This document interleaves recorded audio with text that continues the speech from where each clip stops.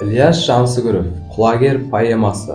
Бұл оқиға Арқадағы Еремейінде мекен еткен Керей елінен шыққан Сағынай деген байдың асы туралы оқиғадан бастау алады. Бұл асқа қазақ даласының түкпір-түкпірінен алуан жүйріктер жиналды. Құлагерін қыстай баптап, бәйгеге шабатын баласын алып, Ақан да келді. Осы бәйгеге Бекайдардың баласы Батыраштың көктиғыны да шабатын еді. Батыраш құлагердің келгенін естігенде ішін қызғаныш өртеп, қауіптеніп мазасы кетеді. Себебі Батыраш Жексенбайды Ақанға жіберіп, атына қызығып, жамбы, мал беріп, жүйрігіне қолға салған еді. Бірақ Ақан ол сұрауына илікпегендіктен Батыраш оған тек сақтап кеткен. Батыраш бала жастан атқа құмар, баққа құмар болған. Оның есінен осы жолы көктиғынның әзірейілі осы болар деген арам ой мазалап болмайды. Қаз қатар 1300 ат арқаны күңіретіп, уда шу, ұлан асыр бәйге жер-көкті дүбірлетіп, кең даланы дүр сілкіндіріп келеді. Көп аттың ішінен топ жарып, төртеуі алға шықты. Соның бірі құлагер еді. Жұрт шулап, қобалжи бастады. Алдыңғы ат бірі қылаң, бірі боран болды. Көз ұшында келе жатқан құласын танып, Ақан көзіне жас алды.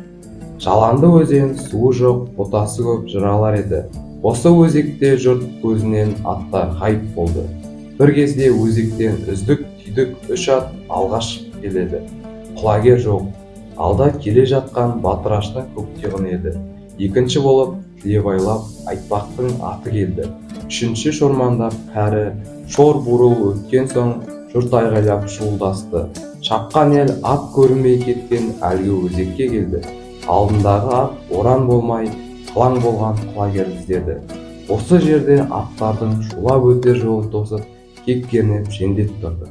Қолына ырғай сапты айбалтасын алып, «Ақ Құдай-ай, бере көр» деп ұмтылып айтып, ұйтқып кетіп, сақ еткізіп құлагердің басын шабады.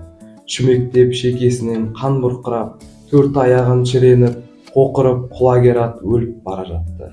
Өтіп жатқан жандарға қолын бұлғап, көмекке шақырып, шырқырап бала жүрді.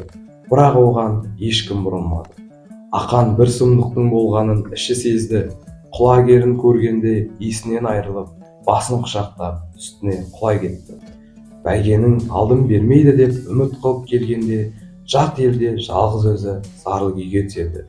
Ақан осылайша сұм заманның озбырлығынан көңілі қалып, өмірден ваз кешті. Жүйрігіне арнап құлагер әнін бебеу қақтырды.